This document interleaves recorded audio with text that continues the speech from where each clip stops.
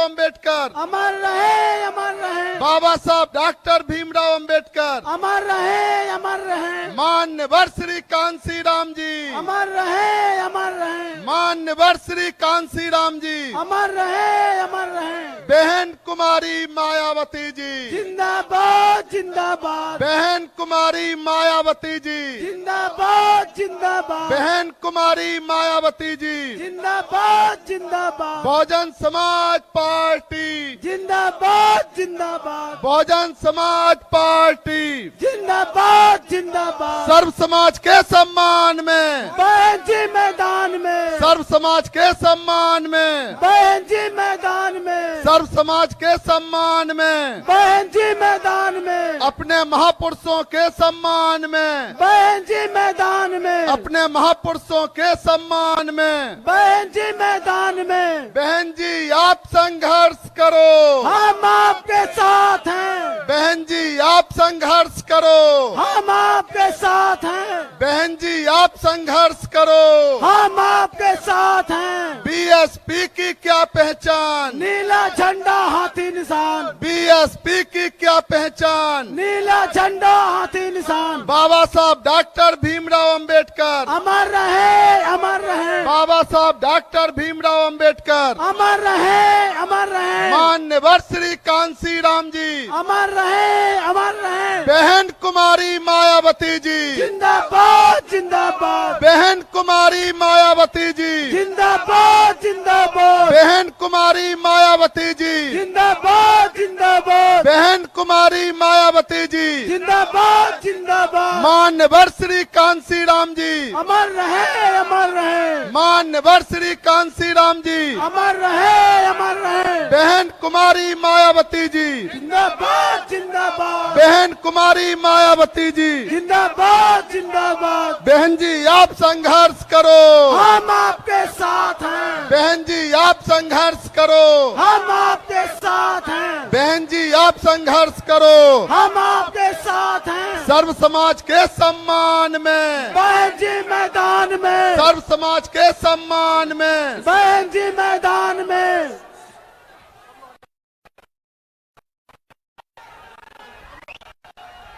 साथियों, बीएसपी की राष्ट्रीय अध्यक्ष व यूपी की पूर्व मुख्यमंत्री एवं पूर्व सांसद आदरणीय बहन कुमारी मायावती जी अब हमारे बीच में मान्यवर श्री कांसी राम जी को अपने श्रद्धा सुमन अर्पित करने के लिए यहाँ स्मारक स्थल पर पहुँच चुकी हैं।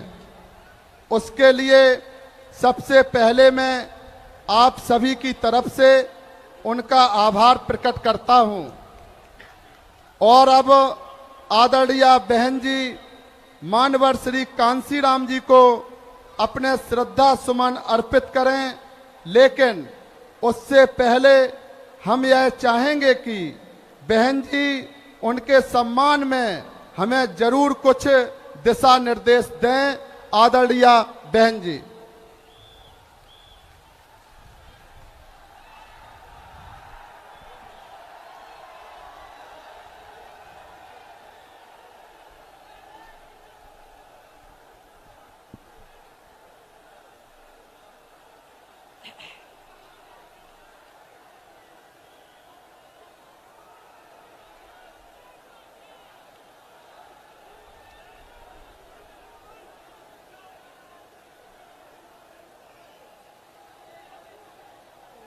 उत्तर प्रदेश के कोने कोने से आए हुए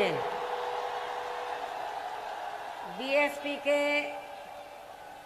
सभी छोटे बड़े पदाधिकारियों एवं कार्यकर्तागण, जैसा कि आप लोगों को ये विदित है कि आज दिनांक 9 अक्टूबर को बीएसपी के जन्मदाता एवं संस्थापक मान्यवर श्री कांशीराम जी की पुण्यतिथि है, जिन्होंने अपनी पूरी जिंदगी अपने संतों, गुरुओं व महापुरुषों में भी विशेषकर परम पूज्य बाबा साहब डॉक्टर भीमराव अंबेडकर के बताए हुए रास्तों पर चलकर देश के करोड़ों दलितों, आदिवासियों, पिछड़े वर्गों, धार्मिक अल्पसंख्यकों तथा अन्य उपेक्षित वर्गों के लोगों को भी अपने पैरों पर खड़ा करने के लिए समर्पित की है। अब वो हमारे बीच में नहीं रहे हैं। ऐसे महान व्यक्तित्व को आज मैं उनकी पुण्यतिथि पर अपनी व उत्तर प्रदेश सहित पूरे देश में पार्टी से जुड़े सभी लोगों की तरफ से भी पूरे तहे दिल से इनको श्रद्धा सुमन अर्पित करती हूँ तथा नमन भी करती हूँ। साथ ही यूपी व देश के अन्य राज्यों में भी इनके अपार अनुयायी जिस भी रूप में आज इनकी पुण्यतिथि का कार्यक्रम आयोजित करके इनको अपने श्रद्धा सुमन अर्पित कर रहे हैं, उनका भी मैं अपनी व पार्टी की ओर से आभार प्रकट करती हूँ। और अब मैं इस मौके पर आप लोगों का ध्यान खासकर यूपी, उत्तराखंड व पंजाब स्टेट में कुछ ही महीनों के अंदर एक साथ होने वाले विधानसभा चुनाव को विशेष ध्यान में रखकर कुछ जरूरी बातों की तरफ दिलाना चाहती हूँ।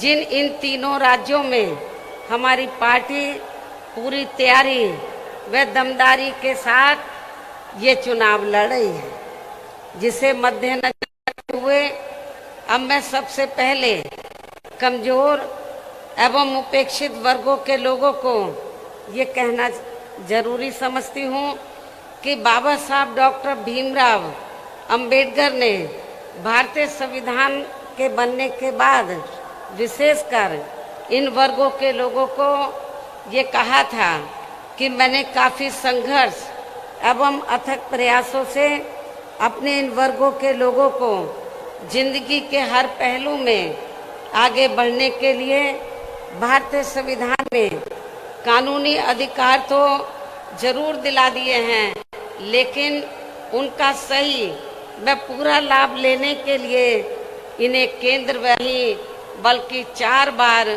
सरकार बनाने का मौका मिला है। और इस दौरान वैसे तो हमने यहाँ सर्व समाज के हितों का पूरा ध्यान रखा है, लेकिन सभी मामलों में प्राथमिकता पहले हमने यहाँ सर्व समाज में से उन गरीब, कमजोर एवं उपेक्षित वर्गों के लोगों को दी है, जिनकी यहाँ जातिवादी, संकीर्ण व पूंजीवादी मानसिकता रखने वाली पार्टियों की रही सरकारों में काफ़ी ज़्यादा उपेक्षा की गई है। साथ ही इनकी सरकारों में उपेक्षित रहे अपने सभी संतों, गुरुओं व महापुरुषों आदि को भी हमने पूरा आदर सम्मान दिया है। इसके साथ साथ हमारी पार्टी की रही सरकार ने यहाँ सर्व समाज में से विशेषकर गरीबों, मजदूरों, बेरोजगारों, किसानों, छोटे व्यापारियों, कर्मचारियों, वकीलों एवं अन्य मेहनतकश लोगों के साथ साथ छात्रों, युवाओं, महिलाओं व बुजुर्गों आदि के हितों में भी अनेकों ऐतिहासिक कार्य किए हैं तथा प्रदेश का हर स्तर पर काफ़ी विकास भी किया है, जिनको सत्ता परिवर्तन होने पर अब विरोधी लोग किसी न किसी रूप में अधिकांश उन्हीं को ही भुना रहे हैं। और अब तो केंद्र व अन्य राज्यों की भी सरकारें इनकी काफ़ी नकल कर रही हैं। इसके साथ ही यहाँ बिगड़ी हुई कानून व्यवस्था को भी काफ़ी हद तक सुधारा गया है। इतना ही नहीं बल्कि जब यूपी में सन 2007 में पहली बार यहाँ बीएसपी की अकेले ही पूर्ण बहुमत की सरकार बनी थी, तो तब फिर हमने यहाँ प्रदेश व यहाँ की आम जनता का काफी युद्ध स्तर पर चौतरफा विकास व उद्धार आदि किया था। यहाँ बेहतरीन कानून व्यवस्था भी दी थी, जिसकी पूरे देश में काफी सराहना भी की गई थी। लेकिन ये सब यहाँ हमारी विरोधी पार्टियों को अच्छा नहीं लगा और इसके बाद तब से यहाँ सभी जातिवादी, संकीर्ण व पूंजीवादी पार्टियां अंदर अंदर एकजुट होकर व किस्म किस्म के हथकंडे आदि इस्तेमाल करके बीएसपी को सत्ता में आने से रोकने में लगी हैं, जिसकी खास वजह से ही पिछले 2 विधानसभा आम चुनावों में हमारी पार्टी यहाँ सत्ता में आसीन नहीं हो सकी है। लेकिन इस दौरान चाहे यहाँ सपा सत्ता में रही हो या बीजेपी सत्ता में आसीन है, किंतु यहाँ की जनता इन दोनों सरकारों में काफी ज्यादा दुखी रही है, ये भी सर्वविदित है। और अब प्रदेश की जनता बीएसपी के शासनकाल को ही याद कर रही है और यहाँ सत्ता परिवर्तन करने के लिए काफी हद तक अपना मन भी बना चुकी है। और ऐसे में अब इस बार यहाँ बीएसपी की सरकार बनना लगभग तय है, जिसके लिए पार्टी के लोगों को अभी से ही यहाँ सभी विरोधी पार्टियों के साम दाम दंड भेद आदि हथकंडों से भी जरूर सावधान रहना है।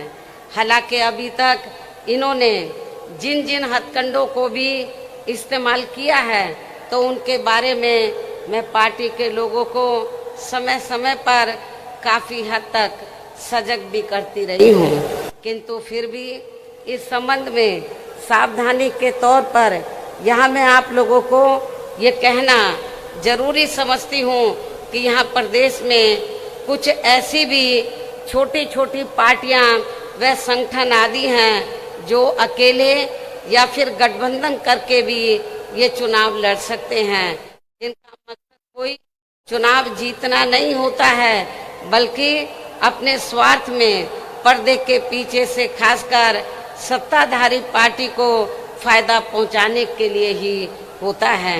और फिर ये लोग उन्हीं के हिसाब से अपने उम्मीदवार भी चुनाव में खड़ा करते हैं। इसलिए ऐसी पार्टियों व संगठनों को अपनी जात बरादरी व रिश्ते नातों आदि के भी चक्कर में पड़कर इन्हें अपना वोट देकर कतई भी खराब नहीं करना है, वरना फिर से यहाँ बीजेपी सत्ता में वापस आ सकती है। इसके साथ ही प्रदेश में एक पार्टी तो ऐसी भी है जो दूसरी पार्टियों के स्वार्थी व टिकटार्थी किस्म के लोगों को अपनी पार्टी में शामिल करा के अपने कुनबे व परिवार आदि को बढ़ाने में लगी रहती है, जिसके शासनकाल में यहाँ की जनता खासकर कानून व्यवस्था के मामले में काफी ज्यादा दुखी रही है। ऐसी पार्टी के बहकावे में भी आप लोगों को कतई भी नहीं आना है। इसके साथ ही चुनाव घोषित होने से कुछ समय पहले वे वोट पड़ने तक भी हमारी पार्टी को नुकसान पहुंचाने के लिए या खासकर जातिवादी मीडिया या फिर बीएसपी के विरुद्ध प्रायोजित किया गया मीडिया भी बीएसपी की स्थिति को जानबूझकर काफी कमजोर करके दर्शाता रहेगा, जिससे भी पार्टी के लोगों को बिल्कुल भी गुमराह नहीं होना है। और इस संबंध में हम जल्दी ही मुख्य चुनाव आयोग को भी एक चिट्ठी लिखेंगे कि किसी भी स्टेट में जब विधानसभा आम चुनाव का समय 6 महीने रह जाए तो तब से लेकर वोट पड़ने तक सभी एजेंसी के सर्वे पर रोक लगनी चाहिए, ताकि उसकी आड़ में जो कुछ एजेंसी का धंधा चल रहा है तो वे बंद हो जाए तथा फिर चुनाव भी प्रभावित ना हो सके। जैसे आप लोगों को ये मालूम है कि बंगाल में जब विधानसभा का आम चुनाव चल रहा था तो वहाँ पर रिजल्ट आने से पहले तो सर्वे वाले तो ममता बनर्जी को बहुत पीछे दिखा रहे थे, लेकिन जब रिजल्ट आया तो उल्टा आया।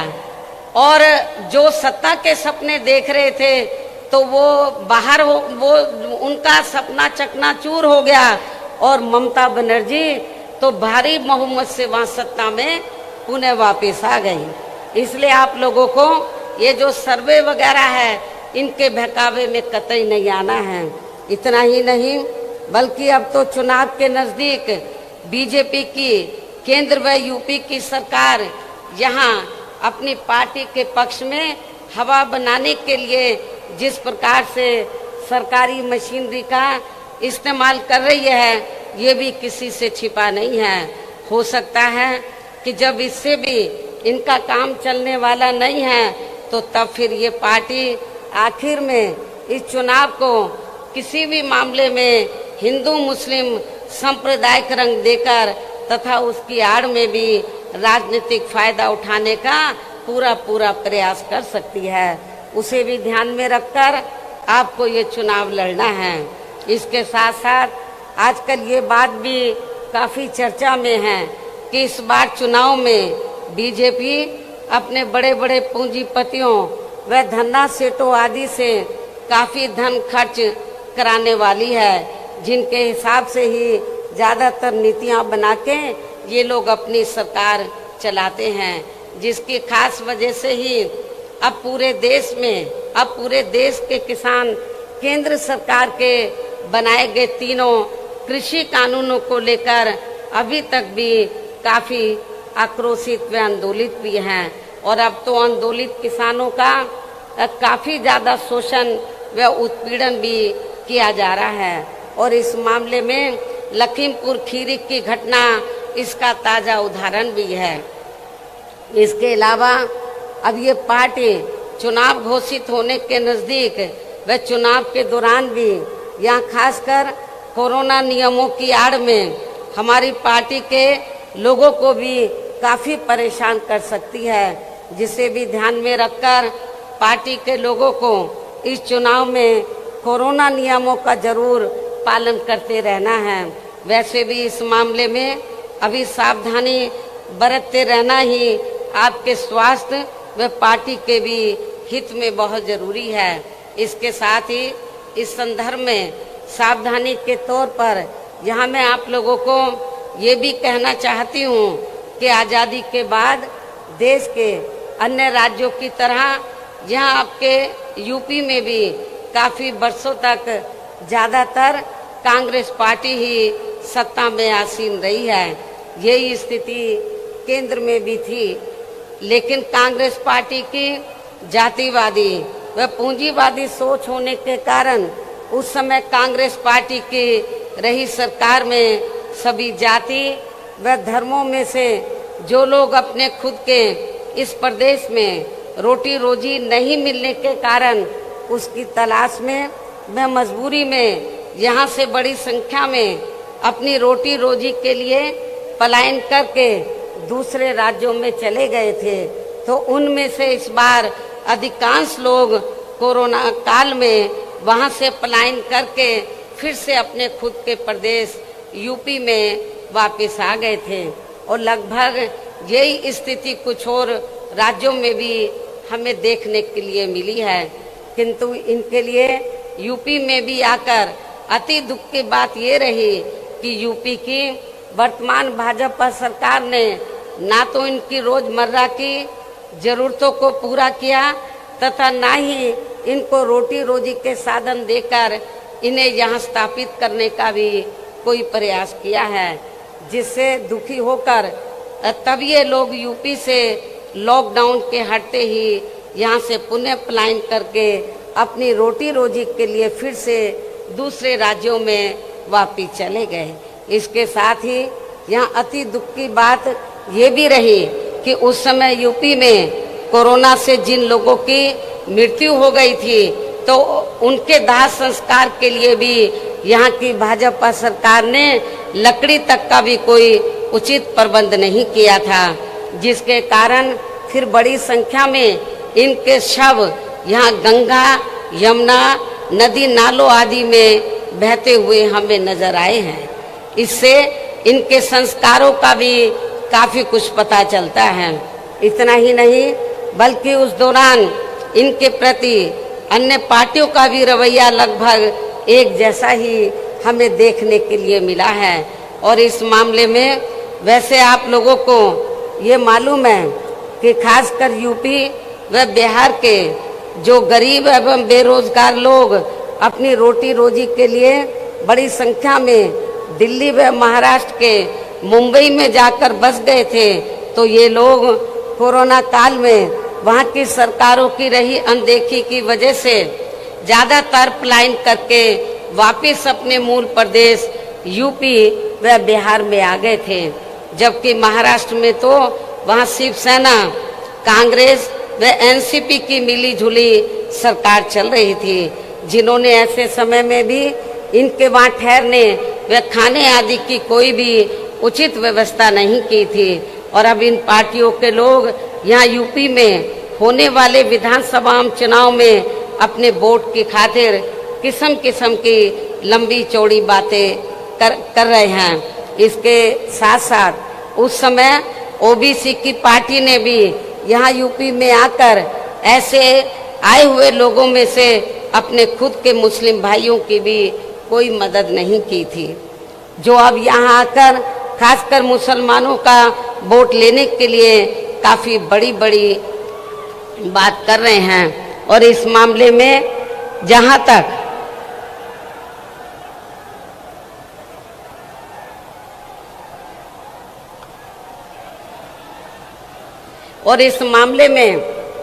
जहाँ तक दिल्ली से यूपी के लोगों का जबरदस्त पलायन करने का सवाल है, जहां पर श्री केजरीवाल के नेतृत्व में आम आदमी पार्टी की सरकार चल रही है, तो अब ये पार्टी भी यहाँ यूपी में आकर अपनी पार्टी को मजबूत बनाने के लिए काफ़ी लंबी चौड़ी बातें कर रही है। जबकि इस आम आदमी पार्टी की सरकार ने भी यूपी से अपनी रोटी रोजी के लिए दिल्ली में जाकर बसे लोगों की यहाँ कोरोना काल में उनकी रोजमर्रा की ज़रूरतों को पूरा करने की बात तो बहुत दूर की रही, बल्कि इस पार्टी ने उनको यूपी में वापस भेजने तक की भी कोई उचित व्यवस्था नहीं की थी। लेकिन सोचने की बात यह है कि अब यही आम आदमी पार्टी यहाँ यूपी में होने वाले विधानसभा चुनाव में अपनी पार्टी के लिए यहाँ के लोगों से उनका सहयोग व समर्थन आदि मांग रही है, जिसका यूपी के लोगों को अब इसी चुनाव में इनको यहाँ सबक सिखाना बहुत ज़रूरी है। इतना ही नहीं बल्कि अब यह आम आदमी पार्टी यहाँ यूपी में आकर दिल्ली की तरह खासकर बिजली, पानी व स्वास्थ्य आदि को लेकर जो किस्म किस्म की रियायतें देने की बात कर रही है, तो उनमें बिल्कुल भी सच्चाई नहीं है, क्योंकि वहाँ पर ऐसे कुछ भी ज़मीनी हकीकत में कार्य नहीं हुए हैं, बल्कि इन मामलों में इनके कागजों में ही अधिकांश लीपापोती होती रही है। इसके साथ साथ अब ये आम आदमी पार्टी ये भी कह रही है कि दिल्ली की तरह ही यहाँ यूपी के लोगों को भी रोजगार दिए जाएंगे। साथ ही रोजगार नहीं दिए जाने पर उन्हें बेरोजगारी भत्ता भी दिया जाएगा, जिसमें भी रत्ती भर कोई सच्चाई नहीं है। ये बात बिल्कुल झूठ व हवाई है, क्योंकि यदि आम आदमी पार्टी ने दिल्ली में यहाँ बेरोजगार लोगों को रोजगार या बेरोजगारी भत्ता आदि दिया होता, तो फिर दिल्ली में जाकर बसे यूपी व बिहार के लोगों को भी कोरोना काल में दिल्ली छोड़कर यहाँ यूपी व बिहार में वापस नहीं आना पड़ता। इसलिए अब यहाँ बीजेपी, सपा व कांग्रेस पार्टी के साथ साथ आम आदमी पार्टी, ओबीसी की पार्टी, शिवसेना व अन्य और भी पार्टियां जो अपने अपने वोट की खातिर अभी से ही यूपी की जनता को किस्म किस्म के वायदे कर रही हैं, तो वो केवल हवाई है, उसमें रत्ती भर भी दम नहीं है। वैसे भी इस बार चुनाव में सभी विरोधी पार्टियां अपने अपने चुनावी घोषणा पत्रों में कुछ ज़्यादा ही प्रलोभन भरे चुनावी वायदे करने वाली हैं, जिनके बहकावे में भी प्रदेश की जनता को कतई भी नहीं आना है, जिन्हें सत्ता में आने के बाद ये पार्टियां अधिकांश अमल में नहीं लाती हैं। जबकि ये बात भी सर्वविदित है कि बीएसपी किसी भी चुनाव में अपना कोई भी चुनावी घोषणा पत्र आदि जारी नहीं करती है, क्योंकि बीएसपी कहने में बहुत कम बल्कि कार्य करके दिखाने में ही ज़्यादा विश्वास रखती है।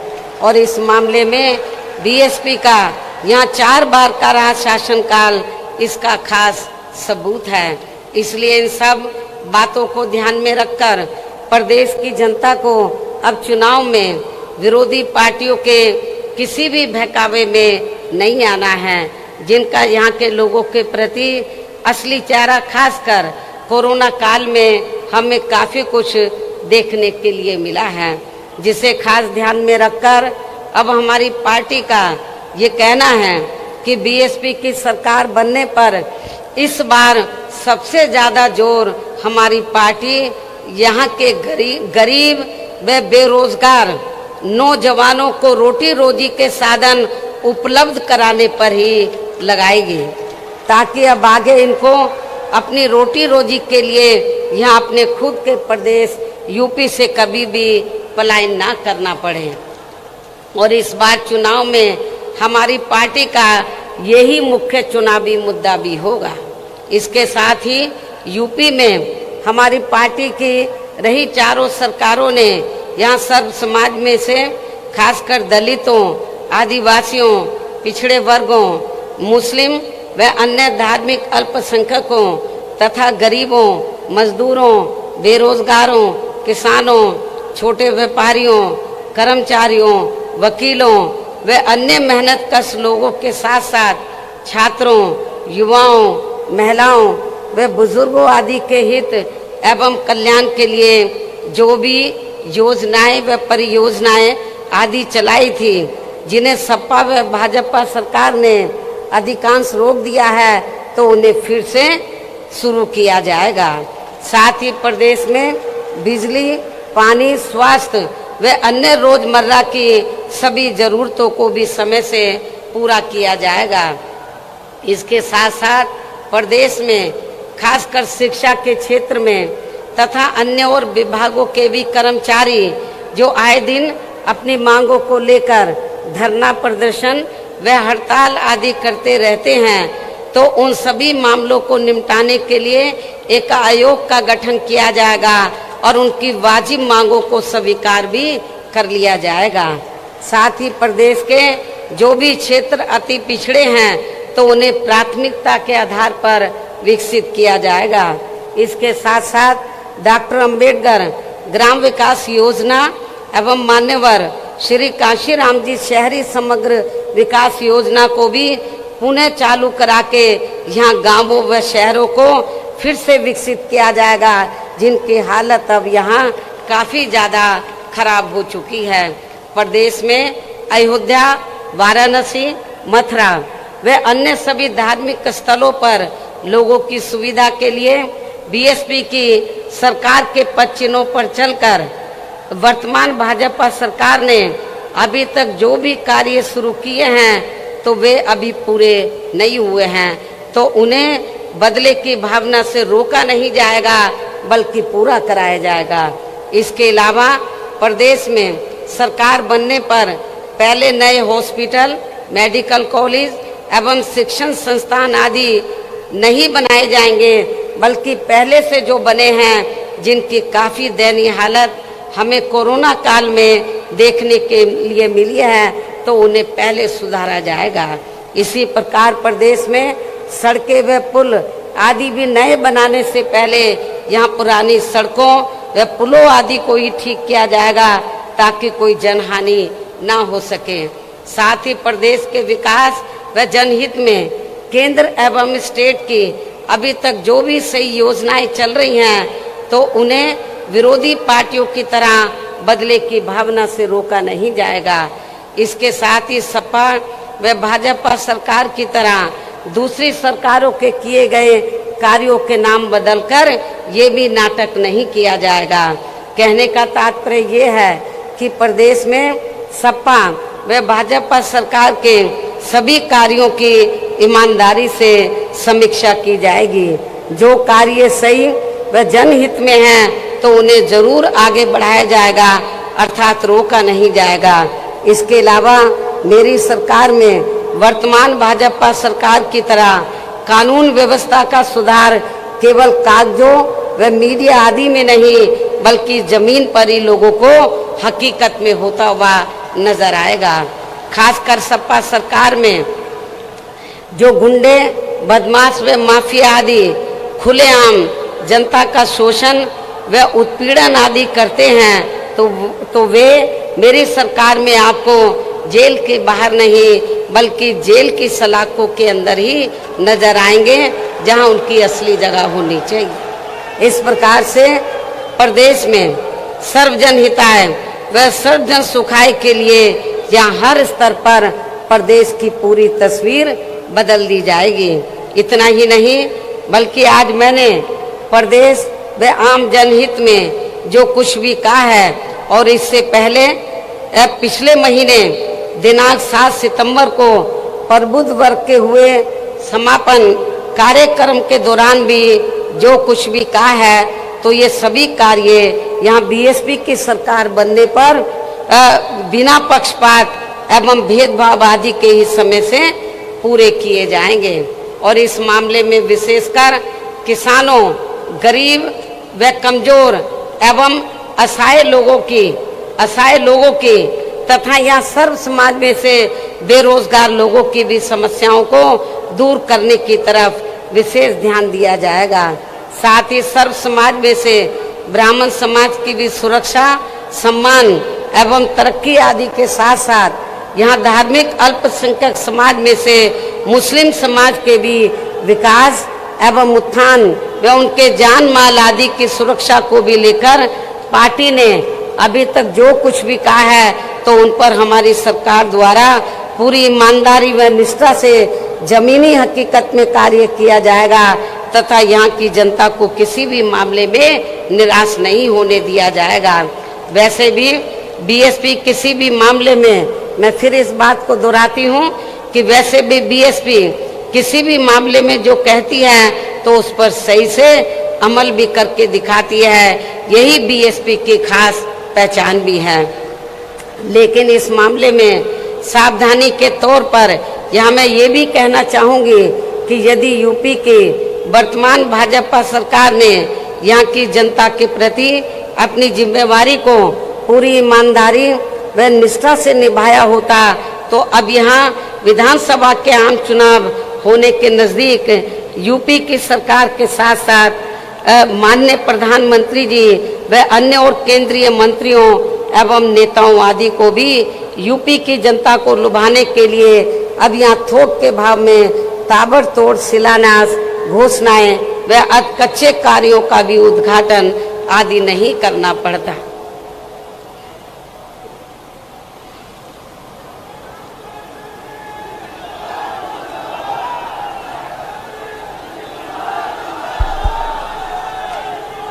आवाज को ज्यादा मत खोलो।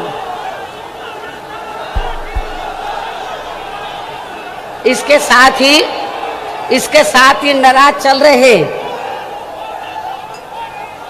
किसानों को वे अपनी उपेक्षा को लेकर कुछ नाराज चल रही जातियों को भी साधने के लिए अब यहाँ इनको चुनाव के नजदीक खासकर जाट व गुर्जर आदि समाज के राजाओं की प्रतिमाएं लगाने व यूनिवर्सिटी आदि के भी नाम बेमन होकर नहीं रखने पड़ते, जबकि वास्तव में ये सभी कार्य बहुत पहले ही पूरे हो जाने चाहिए थे, जिनका अब सरकार के लोगों को यहाँ शिलान्यास नहीं बल्कि लोकार्पण व उद्घाटन आदि ही करना पड़ता।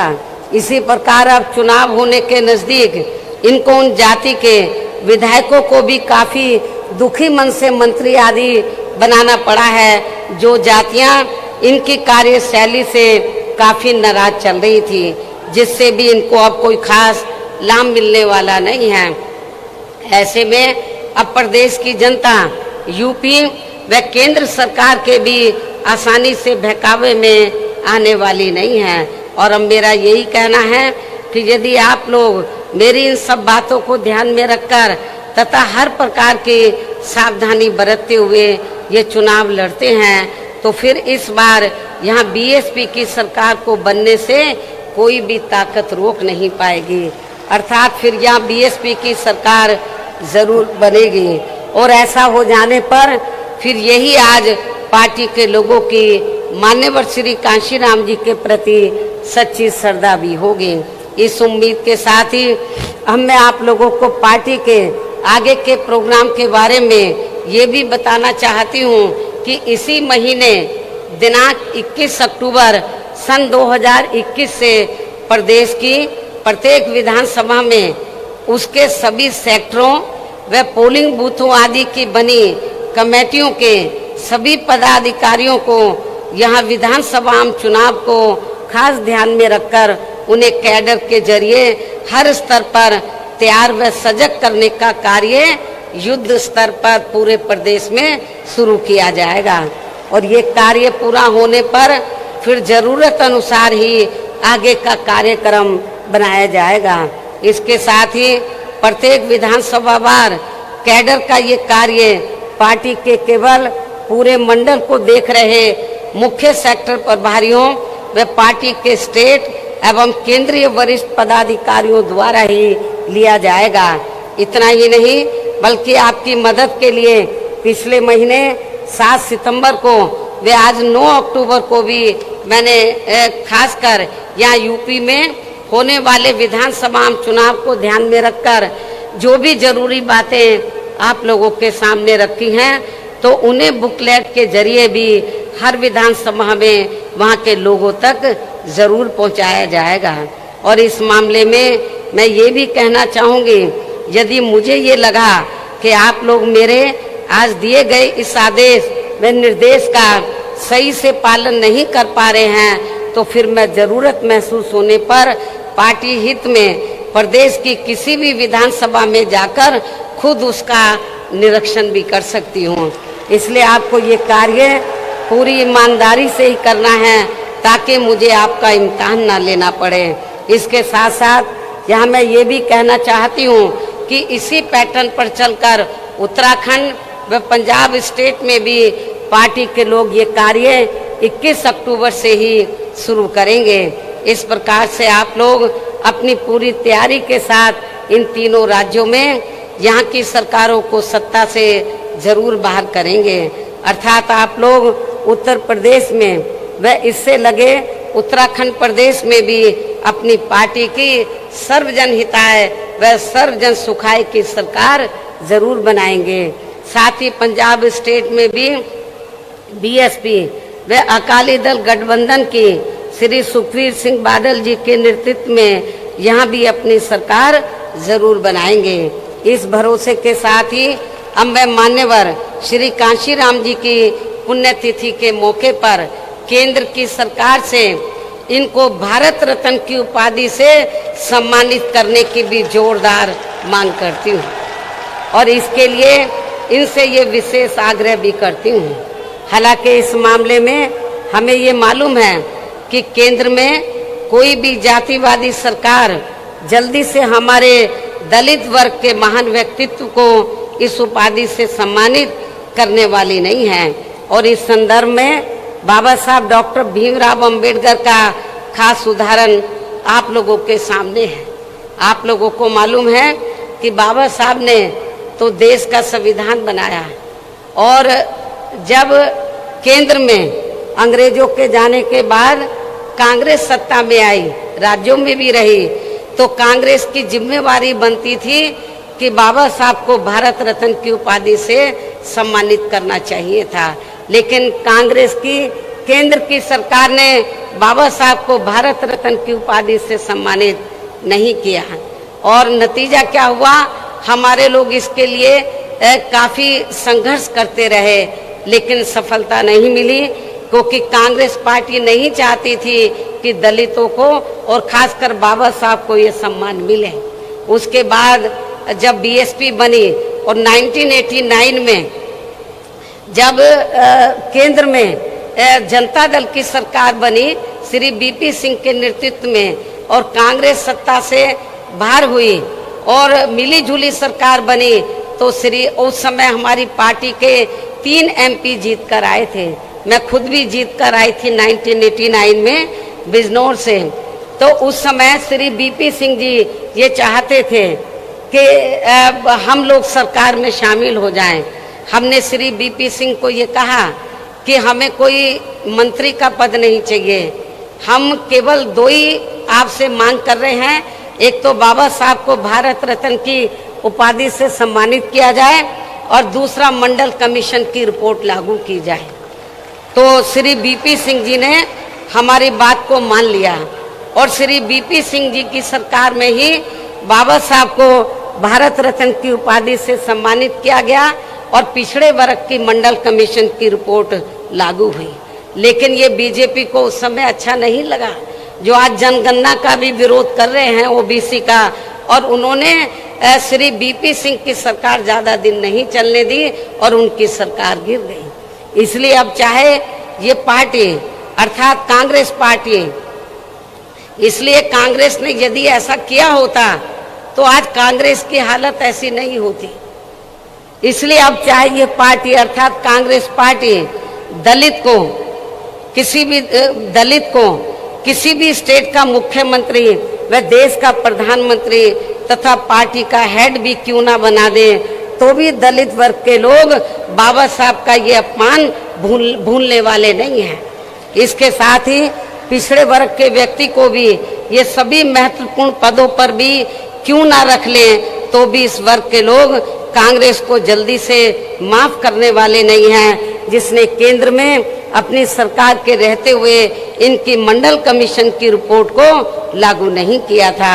इसी प्रकार अब कांग्रेस पार्टी किसानों के मुद्दे की आड़ में खासकर सिख समाज को लुभाने के लिए कितनी भी नाटकबाजी क्यों ना कर ले, तो भी देश में सिख समाज के लोग कांग्रेस के राज में हुए सिख दंगों को आसानी से भुलाने वाले नहीं हैं। संक्षेप में अब मेरा यही कहना है कि केंद्र में जब तक जातिवादी सरकारें चलती रहेंगी, जातिवादी मानसिकता वाली सरकारें चलती रहेंगी, तो तब तक यहाँ दलित वर्ग के महान व्यक्तित्व को आसानी से भारत रत्न की उपाधि से सम्मानित नहीं किया जाने वाला है। लेकिन फिर भी हमारी पार्टी का मान्यवर श्री कांशीराम जी को ये सम्मान दिलाने का प्रयास हमेशा जारी रहेगा। वैसे भी किसी भी मामले में कांग्रेस में अन्य जातिवादी पार्टियों को भी यहाँ दलित, आदिवासी व पिछड़े वर्ग के लोग केवल इन्हें अपनी मुसीबत व मजबूरी आदि में ही याद आते हैं। ये सब हमें पिछले महीने पंजाब स्टेट में भी काफी कुछ देखने के लिए मिला है। इसे भी हमारे लोगों को जरूर ध्यान में रखकर चलना चाहिए। इन्हीं जरूरी बातों के साथ ही अब मैं मान्यवर श्री कांशीराम जी की प्रतिमा पर अपने श्रद्धा सुमन अर्पित करती हूँ तथा मेरे बाद यहाँ भारी संख्या में आप ये देखो चारों तरफ भीड़ ही भीड़ है और जितने लोग अंदर हैं इससे काफी ज्यादा लोग बाहर भी हैं। तो आप लोग अपने खुद के साधनों से चलकर, तो कल से आप लोग इधर आए हुए हैं, आपको जब मालूम पड़ा कि मान्यवर श्री कांशीराम जी की पुण्यतिथि के मौके पर मैं खुद यहाँ पर स्मारक स्थल पर पहुँचने वाली हूँ, तो मेरे मना करने के बावजूद भी आप लोग नहीं रुके और बड़े पैमाने पर आप लोग यहाँ पर लाखों की संख्या में इधर पहुँचे हैं।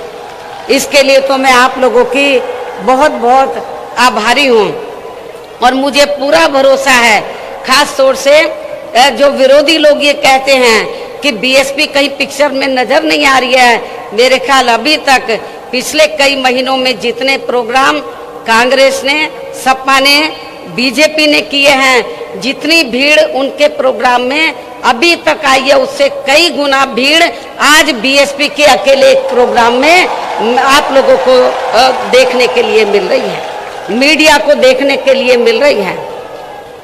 तो अब मैं आप लोगों का और ज्यादा समय न लेते हुए अब मैं मान्यवर श्री कांशीराम जी की प्रतिमा पर अपने श्रद्धा सुमन अर्पित करती हूँ तथा मेरे बाद यह भारी संख्या में आए पार्टी के लोग भी खासकर कोरोना नियमों का पालन करते हुए पूर्व की तरह ही पूरे अनुशासित तरीके से इनको अपने श्रद्धा सुमन अर्पित करके तब फिर अपने अपने जिलों में सावधानी पूर्वक वापिस चले जाएंगे और फिर ये लोग पार्टी के आज घोषित किए गए कार्य में पूरे जी जान से जुट जाएंगे। इस उम्मीद के साथ ही अब मैं आप लोगों से यही रजा लेती हूँ। जय भीम, जय भारत। बहुजन समाज पार्टी जिंदाबाद जिंदाबाद जिंदाबाद। बहुजन समाज पार्टी जिंदाबाद जिंदाबाद जिंदाबाद। बाबा साहब भीमराव अम्बेडकर अमर रहे, मानवर काशीराम साहब अमर रहे, मानवर काशीराम साहब अमर रहे।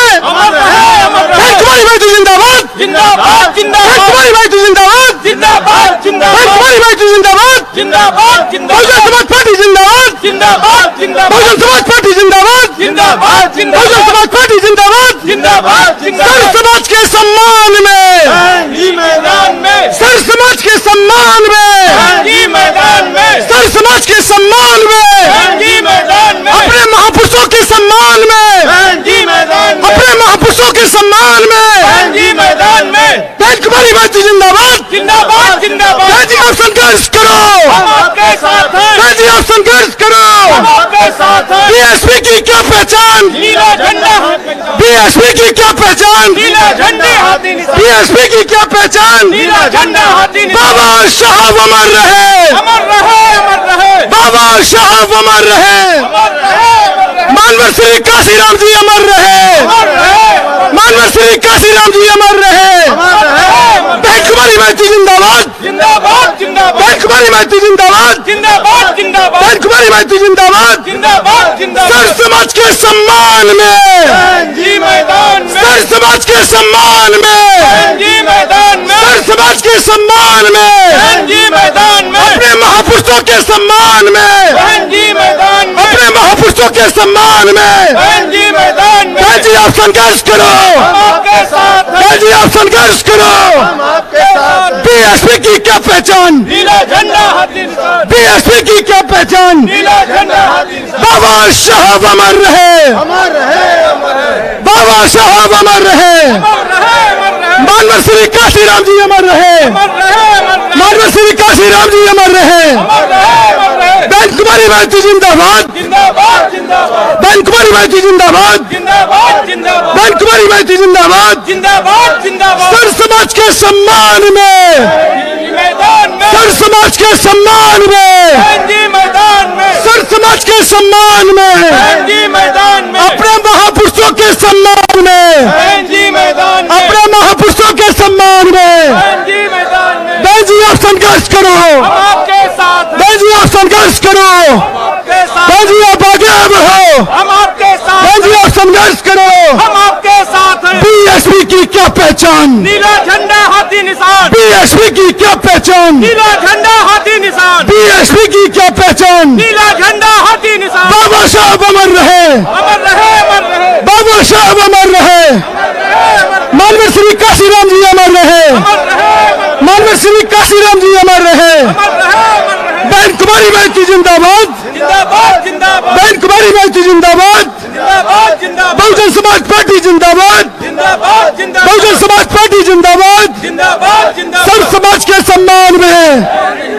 सर समाज के सम्मान में, सर समाज के सम्मान में, अपने महापुरुषों के सम्मान में, अपने महापुरुषों के सम्मान में बहन जी आप संघर्ष करो, आपके साथ हैं। बहन जी आप संघर्ष करो, आपके साथ हैं। बहन जी आप आगे बढ़ो, हम आपके साथ हैं। बीएसपी की क्या पहचान? नीला झंडा हाथी निशान। बीएसपी की क्या पहचान? नीला झंडा हाथी निशान। बीएसपी की क्या पहचान? नीला झंडा हाथी निशान। बाबा साहब अमर रहे, अमर रहे, अमर रहे। बाबा साहब अमर रहे, अमर रहे, अमर रहे। मानवर श्री काशीराम जी अमर रहे, अमर रहे, अमर रहे। सर समाज के सम्मान में बहन कुमारी कुमारी मैत्री जिंदाबाद जिंदाबाद जिंदाबाद बहन कुमारी मैत्री जिंदाबाद बहन कुमारी मैत्री जिंदाबाद नमो तस् भगवतो अरहतो सम्मा सम्बुद्धस्स नमो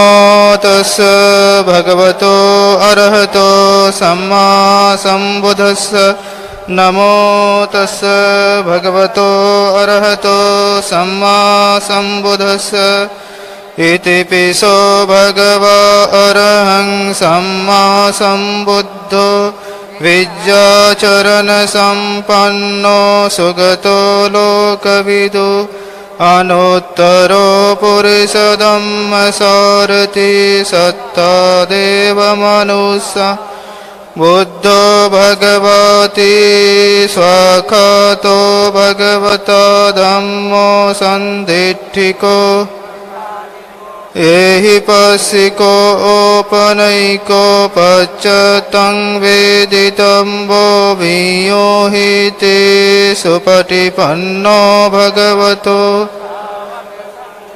उजुपटिपन्नो भगवतो सावकसङ्घो यायपटिपन्नो भगवतो सावकसङ्घो सामीचिपटिपन्नो